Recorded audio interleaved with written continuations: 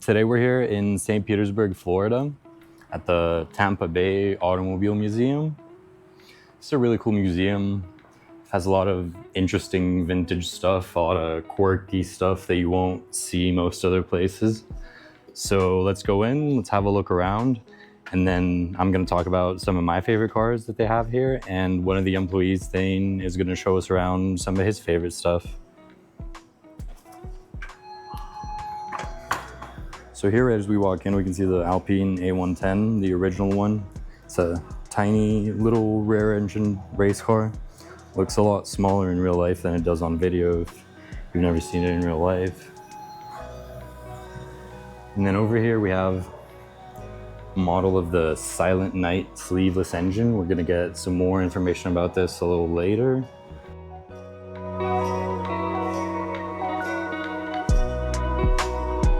Then here we have some cars that are powered by the sleeveless engines. Some French ones.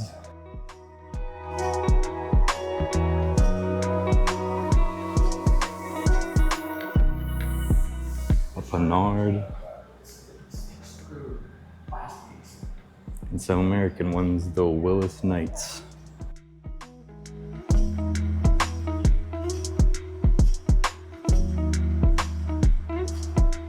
Hi there, my name is Thane.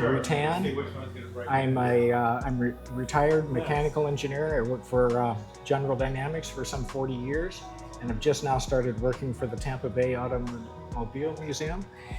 And I have kind of an engineering and automobile background, and so I'm working here as a part-time employee, what you would call an associate. So I'm learning about cars like you are. This lineup of cars, 2 American cars and 2 French cars, all use the sleeve valve engine, which was invented by a fellow named Charles Knight. He nicknamed the engine the Silent Night because it ran quietly in comparison to a standard valve train. Of the time. At the time. A standard valve train had timing gears, camshaft, lifters, push rods, rocker arms, poppet valves, and springs, and at the time were quite noisy.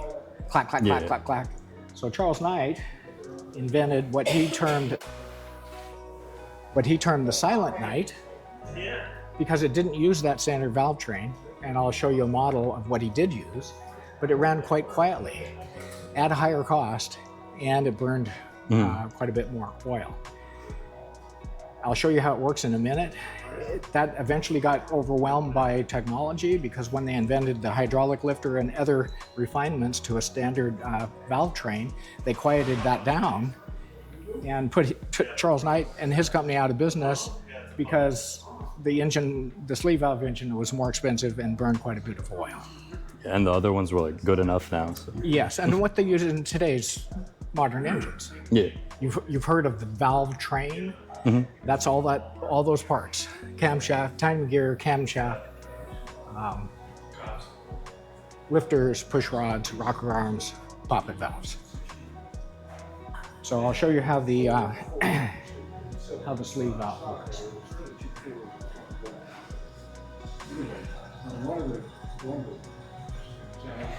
Excuse me, guys.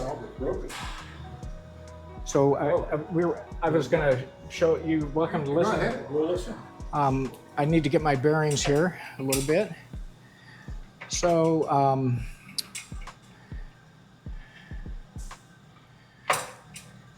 okay, everything's closed.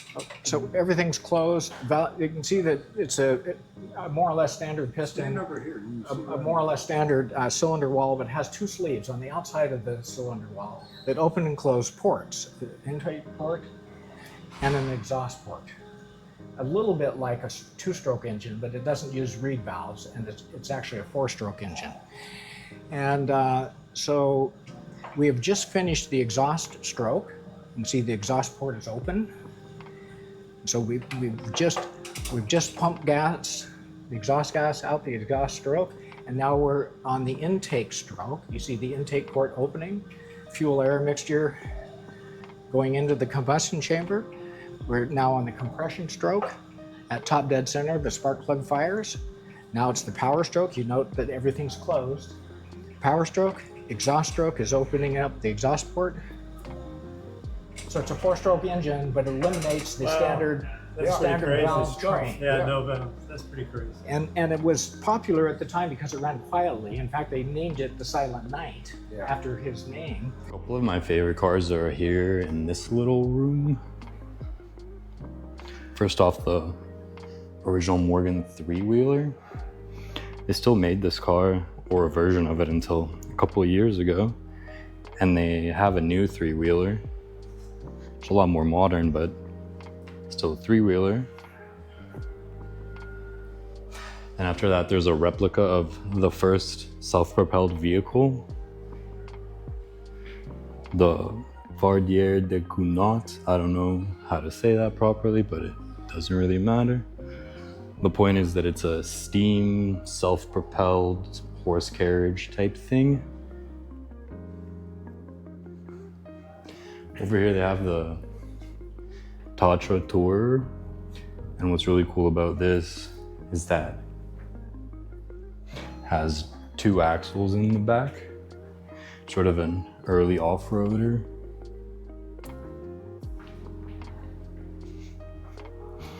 But now an even better early off-roader is this 1932 Citroën half-track, which, as the name would suggest, has tracks in the back, which is really cool and pretty useful in the mud. And then over here we have a 1943 Kubelwagen, which was a German military vehicle made on the Volkswagen Beetle platform.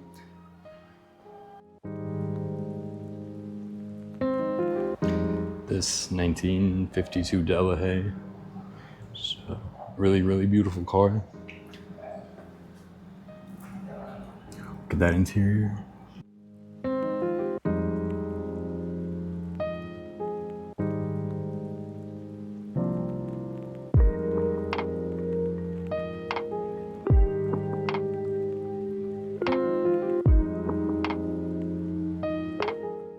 Over here at Talbot Lago as well. Both these cars are really rare, really cool, and look amazing.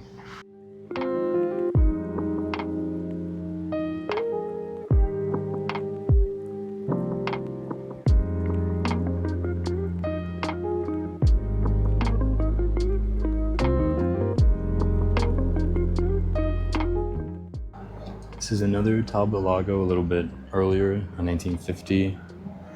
This one looks a lot more classic, even though they both look pretty classic.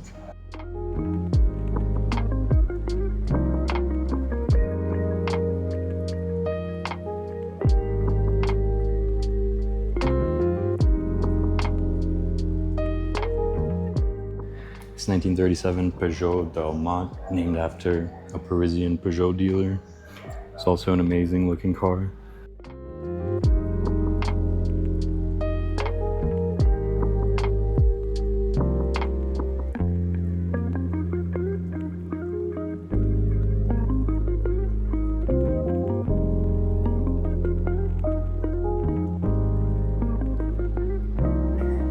There's a lot of cars here, but there are two that I would consider my favorite because I own one just like one of them here. And we're walking back to them now. They are both Jaguars, or Jaguar is how the British would pronounce it. Jag. We have a 1952 Jaguar XK120 OTS. OTS means open two-seater. And we also have a 1973 Jaguar E-Type that's a 12-cylinder engine. So the 120 we'll see first. We call it 120 for short. 120 is in its title because it's been shown and designed to go 120 miles an hour. The XK is the engine type. 120 means 120 miles an hour. I know a little bit about it because I own a 1954 Jaguar XK 120. That's amazing. This one is in Concours condition. It was purchased, finished, totally restored, and no changes from factory original, so what we would call Concours. So my car is a 1954 XK120, very similar to this, but it's the SE version, which means special edition. And special edition, a little bit higher horsepower, but the primary difference is it has wire wheels. This car has steel wheels, which give it its own look. You can see the spats in the back, what the British call spats, which are the wheel covers. So it makes it look a little bit more like a gangster car, where my car has wire wheels. Spats don't go with the wire wheels, and so that car looks a little bit more like a sports car. Yeah, the covered wheels are really cool. Yeah, they are, aren't they? They made this in 3 different configurations. An OTS that is this configuration, that means open 2-seater. They also made a fixed head coupe, and they made a drop head coupe. And those coupes, fixed head or drop head, roll up windows and locking doors. This does not. This has side covers and a top that fits behind the seat. And the unique features about this car is it's a 6-cylinder inline engine called the XK engine. And it was new and unique at the time. It was a aluminum cylinder with twin overhead camshafts, one for exhaust, one for intake, 160 miles or 160 horsepower. The SE version has 180 horsepower. So the car was known for a very powerful engine and a very aerodynamic body style, but everything else looked like a tractor. So you had a sexy body, you had a powerful engine, but nothing else in the car worked very well. And if I'm not wrong, like from Top Gear when I was a kid, this used to be the fastest car in the world, right? It was. At the time, you can say it a couple different ways. At the time, it was the fastest production car in the world, not race car, but production car in the world. Or you can rephrase that and say the fastest car ever produced. Same thing. Actually, the record speed was about 130, a little over 130 miles per hour. They called it the XK120 because it went 120 miles per hour. But it was popular enough where they tooled up, even though the rest of the mechanics didn't work very well, weren't very friendly. They tooled up because of the powerful engine and the body style. And by those mechanics, you mean as in it just like wasn't very refined or didn't handle well, or? All of the above. Okay. It had brakes all the way around. They weren't disc brakes. They were drum brakes that weren't very good. They had a mechanical clutch, not a hydraulic clutch, a mechanical clutch. It was very clumsy. Yeah. None of the other systems on the car were very friendly to drive with. It had a 4-speed Moss gearbox where the first speed was not synchromesh. And so you'd have to come to a stop or double clutch to get into first speed. So second speed was used a lot and it got worn out quickly. And so those 4-speed Moss gearboxes were soon called crash boxes. In a modern upgrade like we did for my car, we put in a 5-speed Borg-Warner gearbox that has an overdrive and synchromesh first gear. Well, that must be really nice. That must make the car like a lot more modern in terms of driving. It makes it more drivable, and it's safer because it has disc brakes and has electric steering. Because the old one steered, the original one steered like a tractor. Yeah, of course. And so you go from Concours, which is just like out of the factory, to a car like mine that has been modified, but modified for safety and for drivability reasons, but it wouldn't be considered Concours. Oh, well, it's like more like a resto mod, sort of, not like a full resto mod, but more just to be more useful. But things that are done, tastefully done to make it more useful, not to make it a hot rod. Yeah. Cool. And mine's gray in color, but looks very similar. I mean, this car looks amazing. Right next to it, they made an XK120, and then a few years later, the 140, and up until about 1961, I believe it was, the XK150, all had various improvements in size and drivability. But then the next series, which ended up being very popular for Jaguar, was called the E-Type, what the aficionados would call an E-Type, or Jaguar XKE, which Enzo Ferrari calls the most beautiful car in the world. Sleek, long nose. This is a later version, 1973. It is there were 3 series. This is Series 3, and the Series 3 had the B12 engine. quite a bit of power at the time. V12 engine, I think, had maybe 270 or so horsepower. That's Quite a bit lot at the for time. the Not time. a lot today, but quite a bit at the time. This car also has a unique history because it was stolen Oh, wow. earlier in its life when it was being shipped from France to the United States by the patriarch of the family, Alan Cerf. It was put on a container ship. Apparently an inside job. The people on the container ship, or the people that were hired to transport the car, stole the car.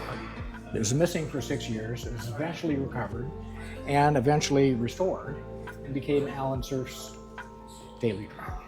That's apparently a big problem now with like new supercars. They're getting stolen by the transporters. I thought it was a problem out of the 60s and 70s, and not obviously was for this car. I didn't realize it had a resurgence. Interesting. This car is a little bit unusual too because it's what they call the 2+2. It's a little bit longer wheelbase, maybe I'm guessing 6 or 8 inches longer. And so it fusses with the lines of the car a little bit, but in theory, you can get 2 more people in the back seat. In practice, it would be 2 little people. It seems really tiny, but I mean, you could probably sit there for like a little bit. If you were drunk and had to get home, you could probably do it, but better for kids then. Yeah.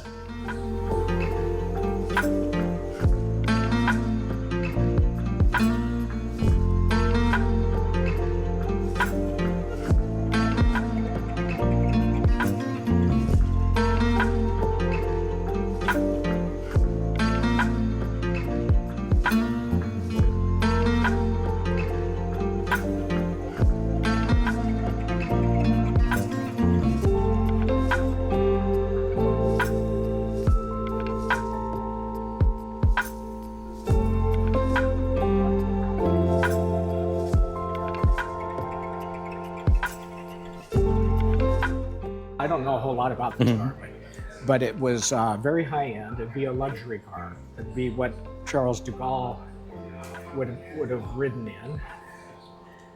It has all kinds of fancy features. It's very much a luxury car. You can see in the back is all the wood trim. You see, you can get some drinks in the back. I think there's a fold-down table to write on. All leather interior. Beautiful car for its day. Considered a luxury car. And we're talking about the Citroën Pallas, the DS Pallas. You've made it to the end of the video. Please like and subscribe so as not to miss any new videos in the future. Also, I'll leave a link to the museum's website in the description. Please take a look and comment what other cars you'd like to learn more about. Thanks for watching.